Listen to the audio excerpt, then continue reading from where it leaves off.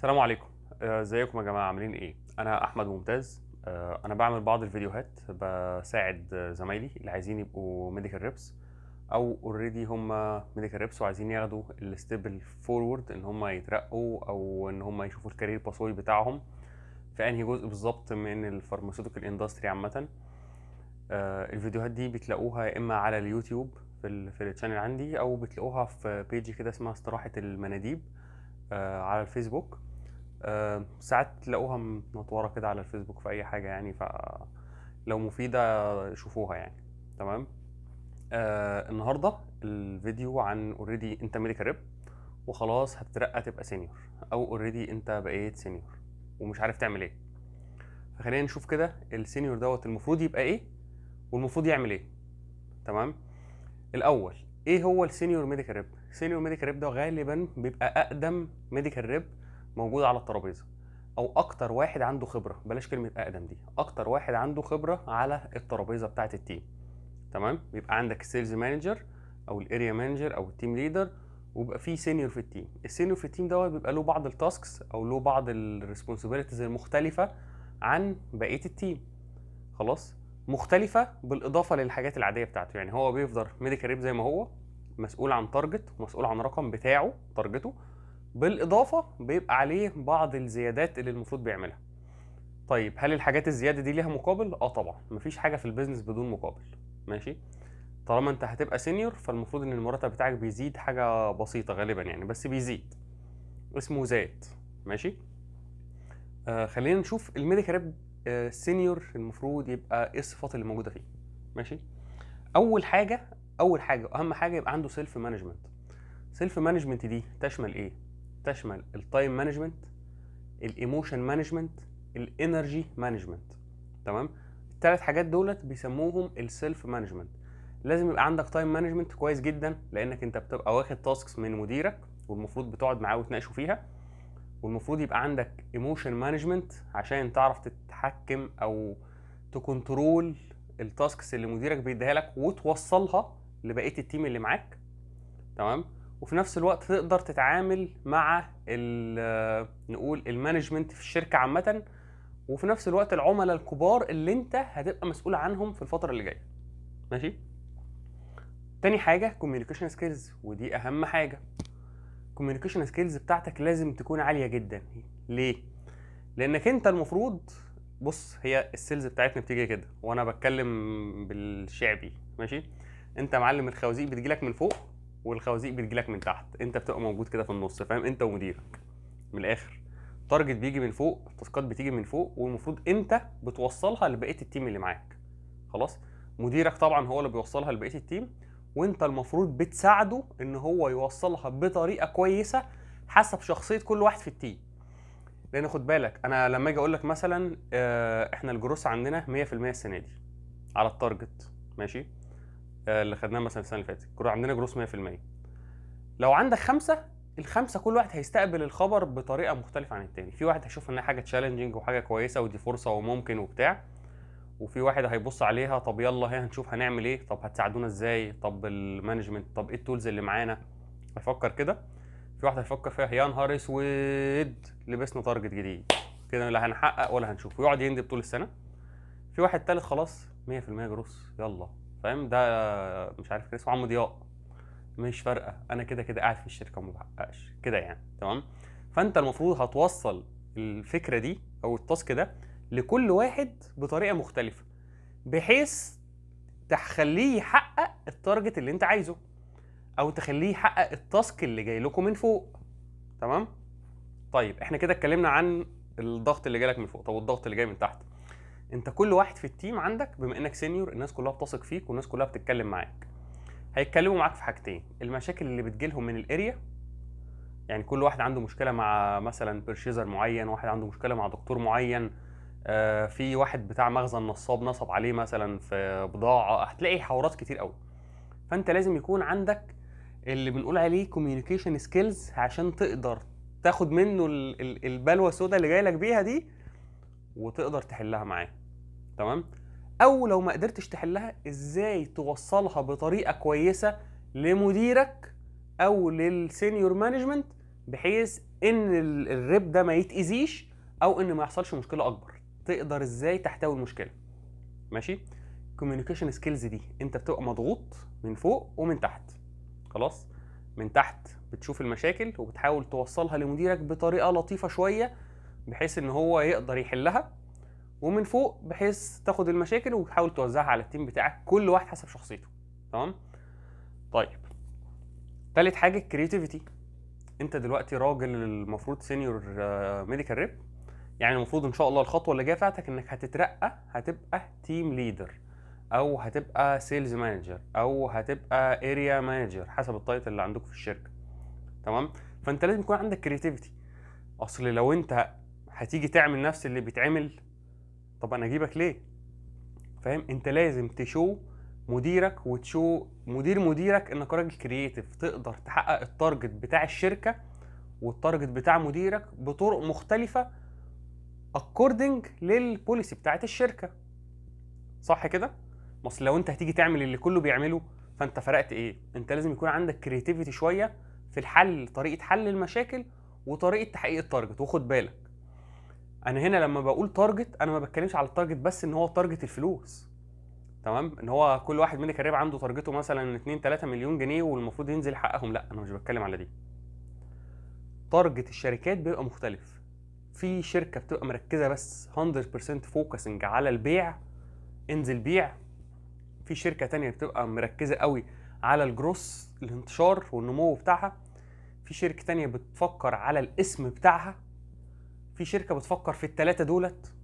في شركه بتفكر في البريزنس بتاعها في الماركت، ان يبقى لها وجود في الماركت. فانت التارجت بتاع الشركه مش شرط يكون هو المليون ولا 2 مليون ولا ال 100 مليون، حتى التارجت البيع ده اساسي بس بالاضافه. تمام. حاجه كمان اسمها الجول سيتنج. انت دلوقتي بتقعد مع مديرك، طبعا هيبقى فيه ويكلي ميتنجز مع مديرك، والمفروض بتقعد معاه وبتتفقوا مع بعض على هدف معين للتيم بتاعكم تحققوه. يعني احنا عايزين مثلا ان تيم الهايبرتنشن بتاع هليوبلس 1 هليوبلس 2 هليوبلس 3 يبقى اعلى تيم محقق السنه دي، على سبيل المثال. مثلا انا بقول اي كلام ارتجالي يعني. ماشي. الجول سيتنج، تقدر تشوف الجول ده تحطه مع مديرك وتشوفه هيتحقق ولا لا. ماشي. ما انت برضو ما تجيش تقول ايه، لا احنا عايزين نبقى احسن تيم مثلا في الإيمية اللي هي الاميرجنج ماركتس وحاجات كده، في المنطقه في نورث افريكا، وانت شغال في شركه الوطواط فارما، يعني فاهم؟ الوطواط فارما هتشتغل. الجول سيتنج، حدد الهدف بتاعك مع مديرك وهدف التيم كله. خلاص، ازاي هنحط هدف جديد او جول جديد للتيم السنه دي 23 على سبيل المثال. يعني المفروض ان لو انت سينيور او هتبقى سينيور فخلاص انت اتبلغت اليومين دول. ماشي. اخر حاجه المفروض يكون عندك بروبلم سولفنج ابيليتي او كابابيليتي. ماشي. زي ما قلنا، انت كسينيور الناس كلها بتثق فيك، بالذات زمايلك اللي المفروض بقيه التيم بتاعك بيجوا لك دايما بمشاكل. خلاص، انت لازم تكون تعرف بتحل المشاكل دي ازاي، تهندل المشاكل دي ازاي. مشكله امتى تحلها، مشكله امتى تركنها، مشكله امتى تفكر وتشتغل عليها، مشكله ايه توصلها لمديرك لو هي مشكله كبيره. فاهم؟ مشكله امتى تتدخل فيها وتحلها. لازم يكون عندك البروبلم سولفنج ابيليتيز دي. تمام. طيب، دي الحاجات اللي المفروض تكون عندك. تعالوا بقى نشوف انت المفروض تعمل ايه. ماشي. رقم واحد، سبورت التيم. انت بقيت التيم اللي معاك، سواء معاك 4 معاك 5 معاك 6 معاك 10، انت لازم تكون مديهم سبورت. يعني ايه؟ انت مثلا في اول كل سنه بيطلب من كل واحد في التيم ابعت لي الفوركاست بتاعك. فوركاست اللي هو الانيوال فوركاست والسمستر فوركاست والكوارترلي فوركاست والمانثلي فوركاست. خلاص، ده فوركاست بيطلب منك كده. يعني اقعد مع التيم بتاعك، شوف كل واحد بيبقى بيحط الانيوال فوركاست ده عباره عن ايه. انت ده بتديهم سبورت. سبورت انك ايه؟ مش تقعد تعمل له الشيت مثلا، او مش تقعد تحط له الفوركاست بتاعه. لا، انت تعلمه ازاي يحط فوركاست كويس ويعرف يحققه. لان خدوا بالكم من حاجه زي الفوركاست دي مثلا حاجه كروشيال جدا بالنسبه للشركات. يعني يجي مثلا الشركه تقول لك حط الفوركاست بتاعك، فانت تقوم جاي قايل انا الفوركاست بتاعي 100,000 الشهر ده على سبيل المثال يعني. خلاص، تقوم انت جاي بايع ب 200. نيجي على الشهر اللي وراه، الفوركاست بتاعك كام يا معلم؟ الفوركاست بتاعي 100. تقوم جاي ب 250. انت كده راجل ما تعرفش حاجه في الاريا بتاعتك، وراجل كده يحط عليك علامه اكس، لانك انت مش عارف شغلك، يبقى انت بترمي اي رقم وخلاص. خلاص. فانت جزء من الريسبونسبيلتيز بتاعتك كسينيور انك تعلم كل واحد في التيم، على سبيل المثال انه يحط الفوركاست الصح بتاعه. الفوركاست يبقى فيه مارجن صح وغلط على فكره، يعني 10 او 20% فوق و10 او 20% تحت. ماشي؟ دول حاجات اكسبتابل. ده على سبيل المثال في سبورتنج التيم. افرض واحد لسه جاي لك جديد ولسه ما يعرفش حاجه خالص عن الشغلانه، وقول له على الشانل اللي عندي يعني عشان يجي يتفرج عليا وكده. ماشي؟ ما يعرفش حاجه خالص، فانت هتقعد معاه وتفهمه، تكلمه على الميديكال اللي انت المفروض برضه هتبقى كويس فيه، تكلمه ماركتنج، تفهمه الاريا بتاعته، تعرفه مثلا مين الدكاتره الكي تي الز او الكي اولز اللي موجودين عندك في الاريا، تتكلم معاه وتفهمه، تعرفه شخصيه مديرك عامل ازاي.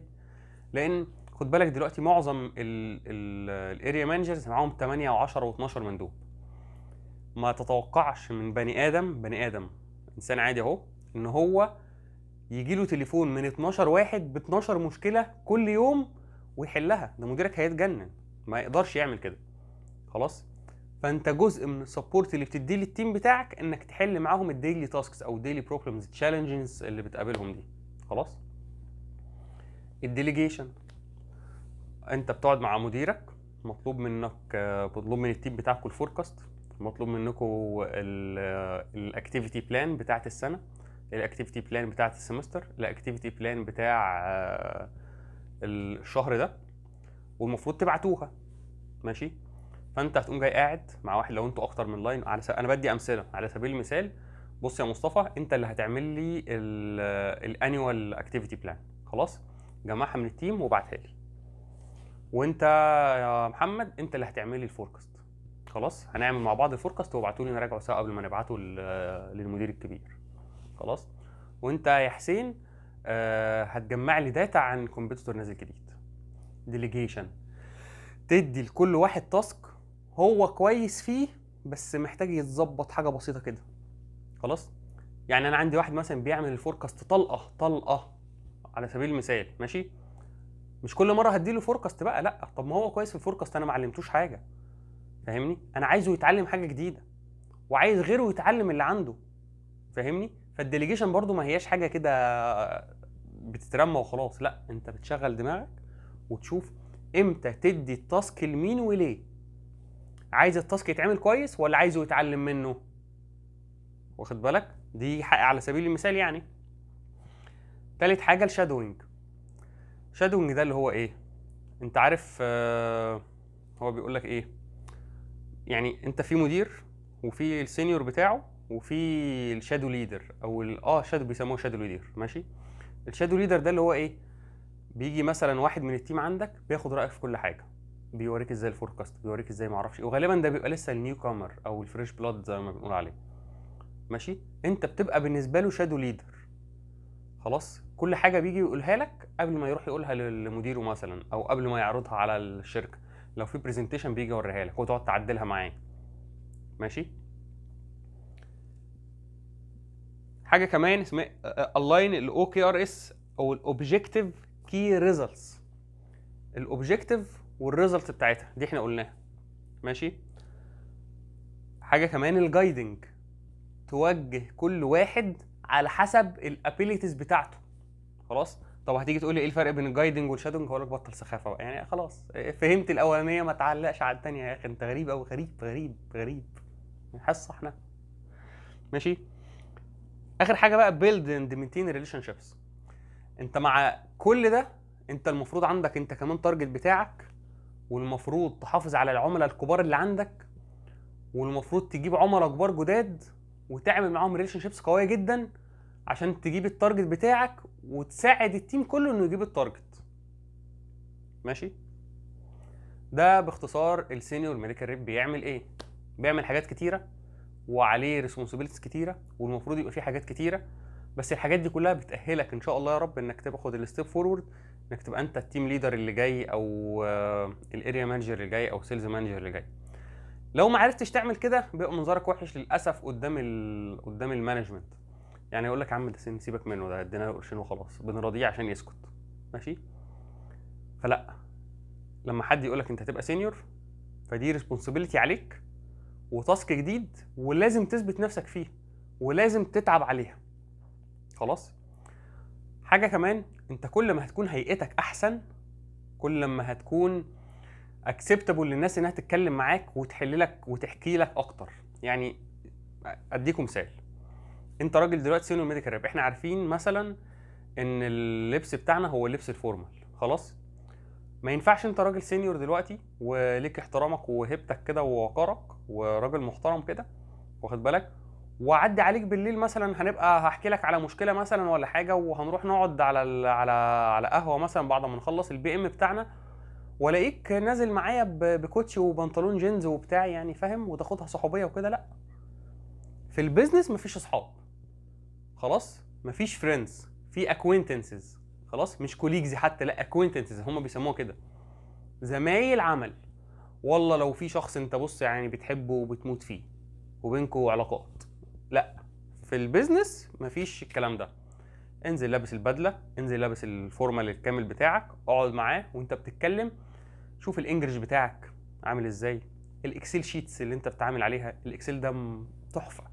خدوا بالكم، اللي بيماستر الاكسل ده كل الناس بتحبه وكل الناس بتقدره وبتحترمه. ماشي. انا معايا كي اكونت رهيب في الاكسل، والله العظيم. يعني انا ببص له كده ببقى قاعد، ياه انت سوبرمان يا ابني كده. ماشي. الاكسل شيت ده مهم جدا ولازم تتعلموه برضه. خلاص. اخيرا، لو استفدتم اي حاجه بس ادعوا لي، سواء تصلوا وافتكرتوني في اي دعوه ولا حاجه. لو ما استفدتوش حاجه ما تشتموش. ماشي. يلا ربنا يوفقكم، وسنه جديده وسعيده عليكم يا رب. شكرا.